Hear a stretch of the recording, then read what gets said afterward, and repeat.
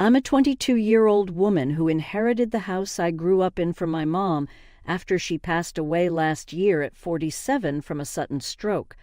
I've come to terms with her passing. My parents divorced when I was 7, so I split my time between my mom and dad. I was always closer to my mom because she understood me, while my dad, now 50, was often too busy with work or women to give me much attention.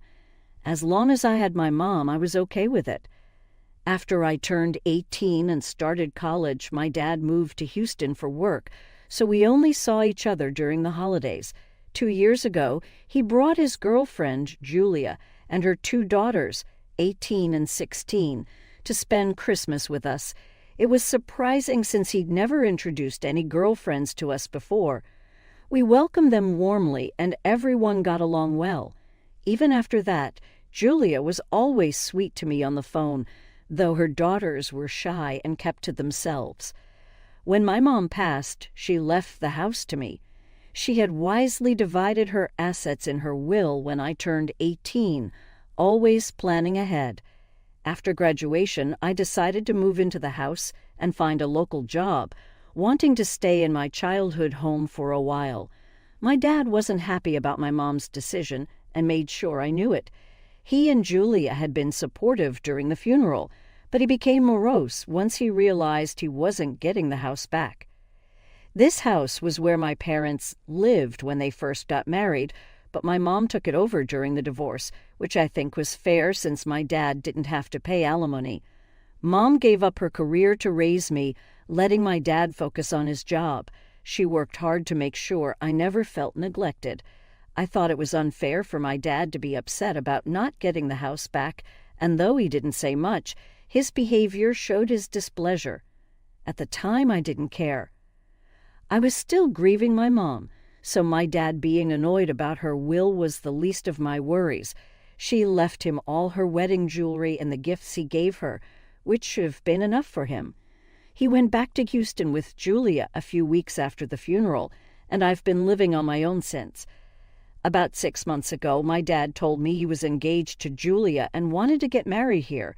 He planned to come back for the weeks leading up to the wedding, staying in the house rather than a hotel. Their daughters were homeschooled, so that wasn't an issue. I agreed to let them move in with me because I was tired of living alone, and I got along well with Julia. Plus, my dad promised to split all the bills. They moved in a month ago, and it was nice having them around. I felt less lonely and thought I could get used to it. I even dreaded the day they'd leave because I didn't want to be alone again.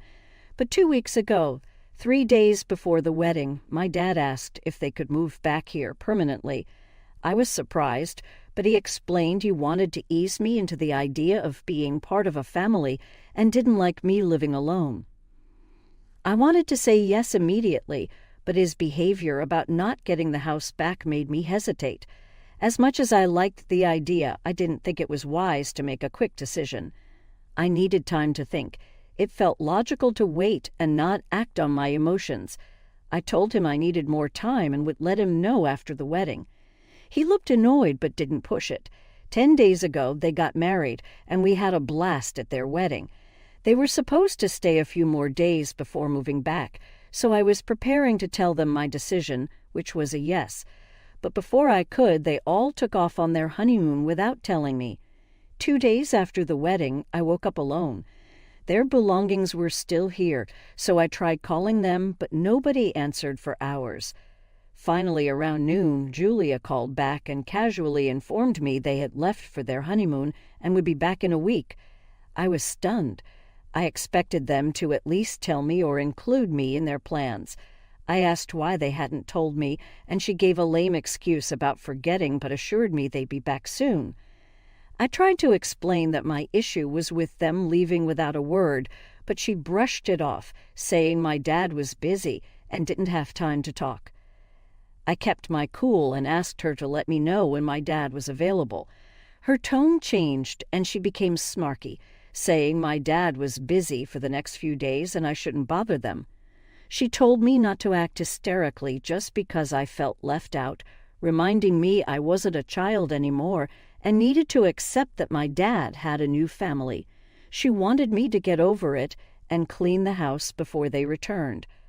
I was furious. I decided not to call my dad and was grateful I hadn't agreed to let them move in before seeing this side of Julia. There was no way they were living with me anymore. I packed their belongings as haphazardly as I could, stuffed them in cardboard boxes, and left them in the yard. I didn't care what happened to their things.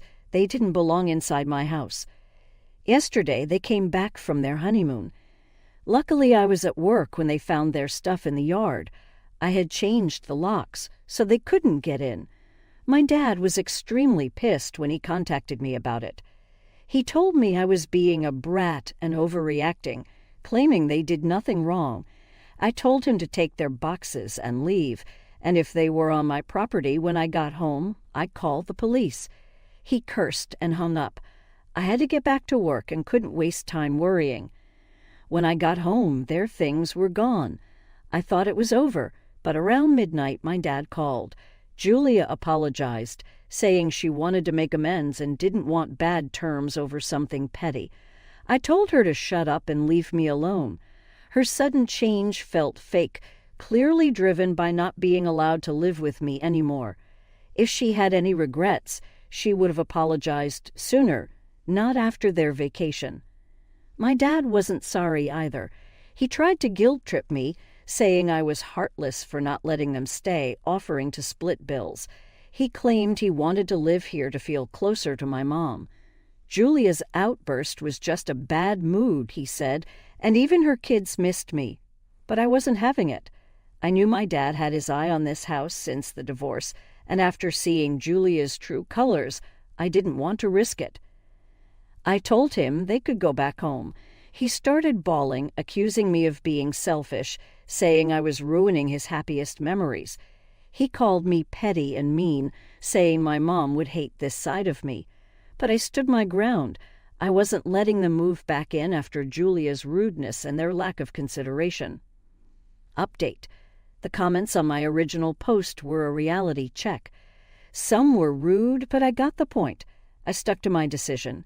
My dad doesn't deserve to live here after being awful to me. It was nice while it lasted because they were sweet initially, but their true colors showed once I said I needed time to think. They thought they could intimidate me, but I'm not that weak. I'd rather be lonely than spend time with the wrong people. I shouldn't have let them come here at all. My dad's reaction when he learned the house was mine should have been a red flag. It showed me how materialistic and selfish people can be. As for Julia, I'm glad she picked a fight with me and messed things up for herself. If she hadn't, we might have ended up as a happy family, but I won't fall for their fake behavior again. I was lonely, missing my mom, and with no grandparents left. I needed a family for support, but these people aren't it. I'm relieved I realized this before it was too late. It's been a few days since they left, and my dad keeps calling and texting, hoping for another chance. But they don't deserve it. They blew their one shot, and I can't risk giving them another. I feel bad treating my dad like this, but he never put in much effort with me. He doesn't get to complain now that I'm making decisions for myself. Update. My dad's desperate to move in because he lost his job months ago. He spent all his savings on the wedding and honeymoon. Julia quit her job to be a stay-at-home mom, so now they're broke. My dad assumed I'd let them stay. Julia didn't know the truth until recently, which is why she apologized. She's as fake as they come, but that's what my dad deserves. Today, my dad asked to stay a few days until he finds a job. I told him no. They've been nasty to me, and I don't need that negativity. He should have known better than to splurge on a wedding and honeymoon without a job. That's not my problem, and I refuse to feel guilty. I texted him back, explaining this politely. He took it as mockery and said I'd suffer for what I was doing.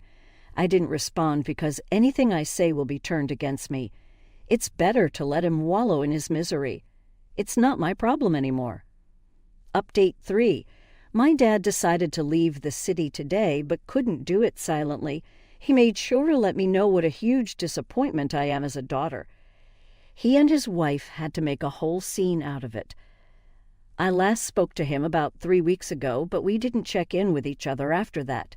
Today, both he and Julia texted me, saying they were delighted to announce that Julia's ex-boyfriend decided to sponsor their trip back home.